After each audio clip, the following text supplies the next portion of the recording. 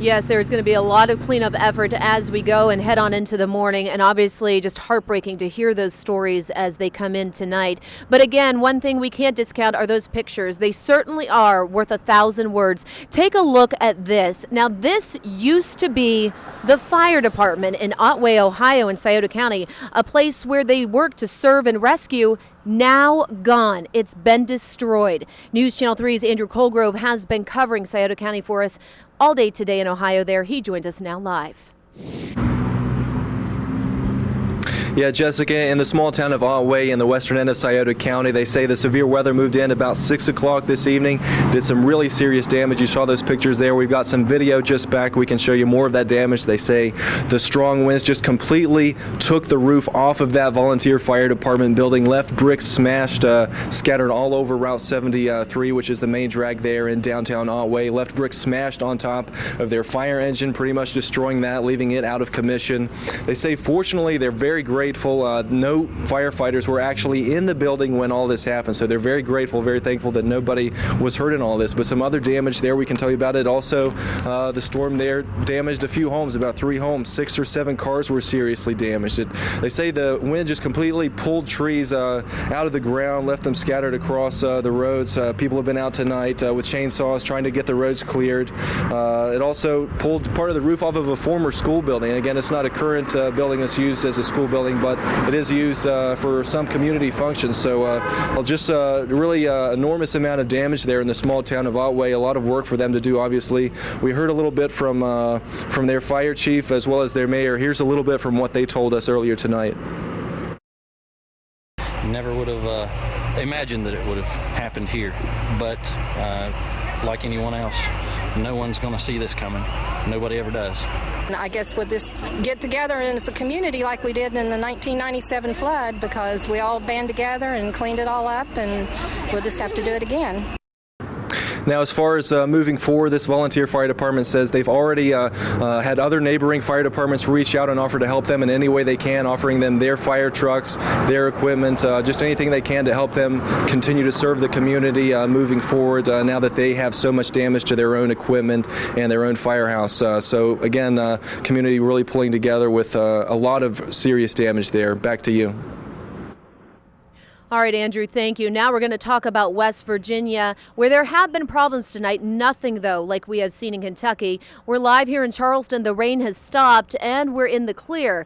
But the outlying counties, they're experiencing some problems with flooding, and there were some issues in Kanawha City as well tonight. And Michael Highland was out there in the thick of it when the storm hit in Charleston. You saw some problems with that water rising fast and hard. Oh, absolutely. And at first, I want to give you guys some updates about what we've just gotten in from Metro 911 about some road issues. Frame Road, obviously in Frame, seeing some high water, as well as Greenbrier Street and Rutledge Roads. Also Crooked Creek Road and Alum Creek seeing some high water. They've also gotten reports of some lines being down, a few trees as well. Fortunately for this area, though, nothing like the devastation we've seen over in Kentucky. I want to show you some video. This is really the main issue we've been dealing with in the Kanawha Valley. This is on South Park Road in Charleston. This viaduct here completely flooded. There's even a car in there. There were some police officers there trying to block the road to keep people from going through. They said the person who was in that car was able to get out okay, no problems, but obviously going to be stuck there for a while. And just look at how quickly that water is rushing through there. You can just see the force with which this rain came down. We also want to give you another perspective over on Chesterfield Avenue. There were some roadblocks up there. We saw some people trying to get through anyway. Some people we saw literally getting out of their cars to move the roadblocks to get through these streets covered with high water. Obviously, that can be a huge problem. You never really know just how deep that water is, how fast it's going, and it doesn't take a lot to end up with you losing control. So Jessica, the main story really in the Kanawha Valley is this flooding issue. We're going to keep seeing some issues probably as we go into the overnight. Going to be a while, but fortunately not any severe damage like we saw in Kentucky. All right, absolutely, Michael. Thank you. When you talk about damage, we're not just seeing it in Ohio, West Virginia, and Kentucky. Instead, it is actually spread across hundreds of miles because this section of the country has certainly taken a hit. I want you to look at Henryville, Indiana tonight. We're talking about a town completely leveled. Homes, lives there have been destroyed. The Henryville Junior Senior High School, gone. Emergency crews and residents there today searching for survivors. People say they could not believe what they were seeing. It was unreal. It was things were falling, things were coming off the walls, noise, crashes, glass flying everywhere. It was like a dream. It was like, because I've never been through a tornado before, never seen one, never wanted to see one. There's no sense in worrying about it. We're alive, that's what counts. TVs, cars, all insured, being replaced. No need to get upset. My rocking chair was fine. Sadly enough, though, we do know that the death toll is climbing at this hour. There has been a great loss of human life because of this powerful system of storms that our chief meteorologist, Tony Cavalier, has been tracking for us all day long. Tony, that tracking made a difference. I've got to tell you something, Jess. I've been watching the weather pattern here for 25 years. I never thought an outbreak of tornadoes could occur like this in the heart of Appalachia with the rugged mountains. So this is a tornado outbreak of a generation.